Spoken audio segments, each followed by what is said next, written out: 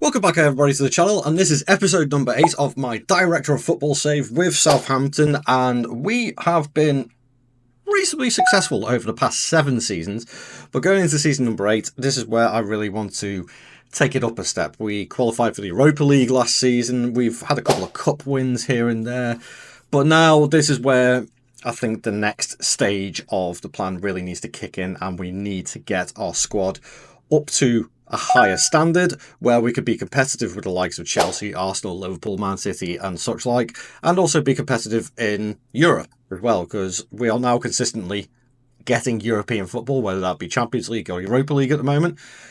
Consistently want Champions League football, but Europa League will do for the moment.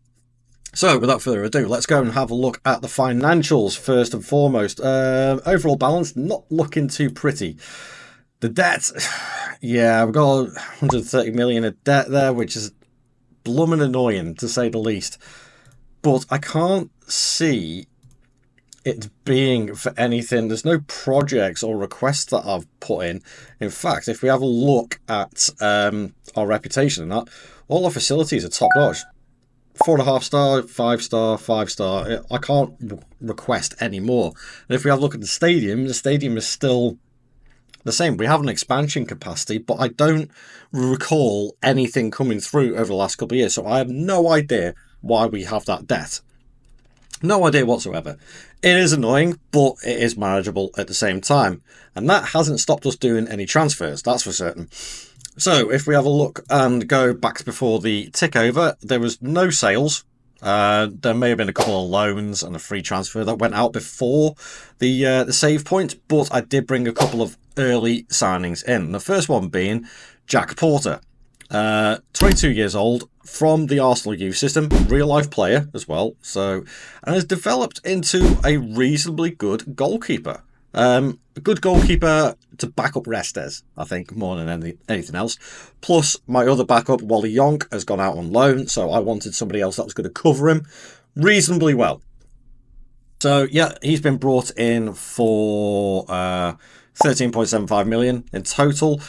But the big one for me before the tick over is this one, Enzo Sternal from Brighton. He was transfer listed at that 38.5 million. Don't know why, actually, because he was at Brighton. Brighton aren't doing too bad, to be fair. I'm guessing he just wanted to move, or Brighton wanted the money, but I thought, you know what, I wanted not so much of a winger, but a little bit more of a creative left-sided player to fit into the squad that would complement the likes of, say, Karetasas and Gula and players like that. So Enzo Sternal, I think, is going to be the one. He's got excellent composure and off the ball and vision, so he's a very creative attacking force. At the age of 24, still got the world of his feet. 4-star potential ability, good valuation, no cons whatsoever, and loves the big matches, is consistent. Perfect. And then I brought in one more player after selling another £30 million worth of players. Giovanni Fabian has left the club after, what was that? How many years was he with us? 5 seasons with us, well, on 1 season loan at Vigo, so he's gone. Good luck to him. Michael Soquist, didn't really work out. Siko Niakate, he's gone as well to Saudi. And a couple of others just for nominal fees. One of the kids that just didn't work out. And then we have Eunice Emre Konak, another real-life player who is currently, I believe, at Brentford, I think. Yeah, looking at his stats there.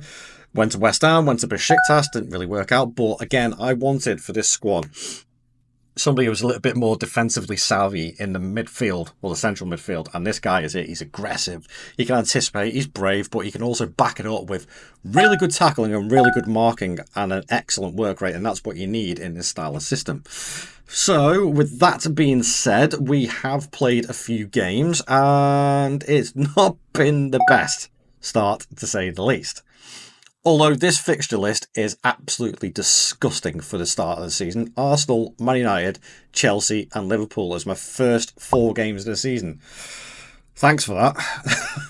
But a draw against United and only losing narrowly to Chelsea and Arsenal isn't too big of a deal. And beating Liverpool, that's even better. That shows that we're on the right path. We do obviously have the competitions of the Europa League, FA Cup and Carabao Cup as well to compete for. So without further ado, I'm going to show you guys the highlights of the season, and then we'll get through to the save points and see what happens this season to come. Join me in a few seconds once all that is done. I'll see you. This season, I can't help feel we've taken a backward step. Being knocked out of the FA Cup early by Man United and then knocked out of the Carabao Cup in the quarterfinals to Newcastle really hasn't helped matters. In the league, it was more inconsistency. Beating the likes of Liverpool 3-1, Leicester 4-1, Man City 3-1 and Everton 3-0 were all offset by silly results like a 2-1 double loss in the season to Wolves, a 2-0 loss to West Ham and a 2-0 loss to Palace, which in the end meant we finished 7th. Could the Europa League be our salvation though? Well, it seemed that way after recording 6 wins in 8 meant we went into the round of 16 versus Rennes, who we beat 2-0 on aggregate. Next was Eintracht Frankfurt, and after a 0-0 away leg, we dominated them at St Mary's and we won 3-0 to go into the semi-finals versus Benfica. But after winning 1-0 in the first leg, we needed to keep it tight on the return to Portugal. But sadly, we couldn't do that as we were beaten 5-2 on the night, sending us out of the competition in the semi-final stage. Well, we're consistent. It's not the step up that I wanted, but we're consistent. League form wise, if we have a look actually over the last couple of seasons, I'd say probably from about there. So we go 4 seasons back. Europa League, again, finishing 8th. Bit of a freak finishing in the Champions League, finishing 2nd there. I think that was a little bit ahead of us and we really probably shouldn't have done that. And then last season, finished 6th, Europa League. This season, we're in for the Conference League as it stands, but I don't think the Champions League final has been played yet.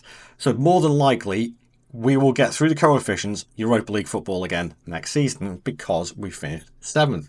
7th is disappointing. We lost 13 games this season. That's the disappointing factor of it. 61 points, 22 goal difference, and actually just didn't score enough goals. Only 61 goals scored this season. And if we have a look at the squad-wise, I can see why. Only 4 players, into double figures. Arda Güler only got 11, but he only started 18. 15 from Lambord, which is still good. Sternal had a great debut season, 48 with 16 goals and 12 assists. Our silver lining to the season is this guy, though, Carlos Silva. And he is developing into an incredible striker, worth over 100 million already. He's got world-class potential ability. He's got a resolute personality that will hopefully mean he gets to that potential.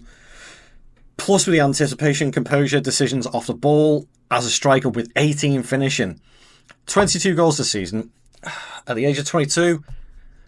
am I expecting too much for him to hit 30 goals already this season? I don't know, but he has the pace and acceleration to go with it as well, so maybe we should be doing a little bit better with him. That being said, with the competitions-wise, the Europa League, we almost had it, and I think we were a little bit unlucky there, but with the Carabao Cup and the FA Cup, again, it's not good enough, getting knocked out by Man United and then getting knocked out by Newcastle. Man United who finished ahead of us, Newcastle who finished behind us. Yeah, I'm not too happy with that. And I say, if we go back to have a look at the squad, goals-wise, there is a distinct lack of goals.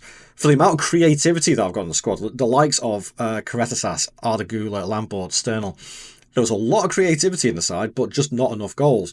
Especially from this guy, Asquith Bancroft, the poshest name in football.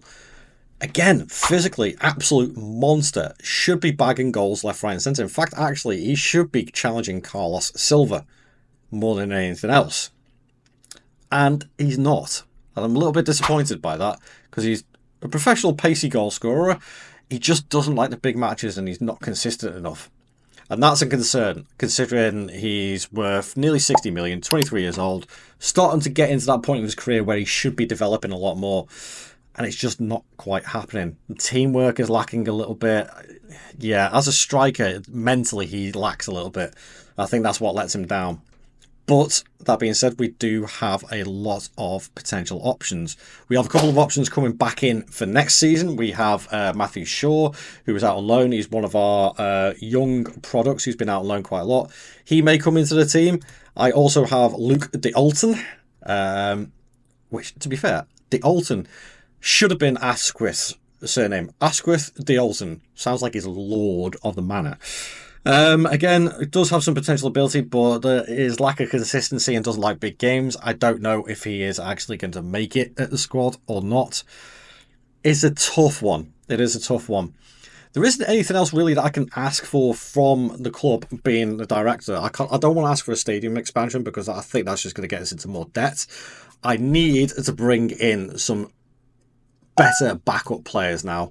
And with a budget of 75 million... that's pretty decent, and I expect I'll probably get a bit more of that from some player sales.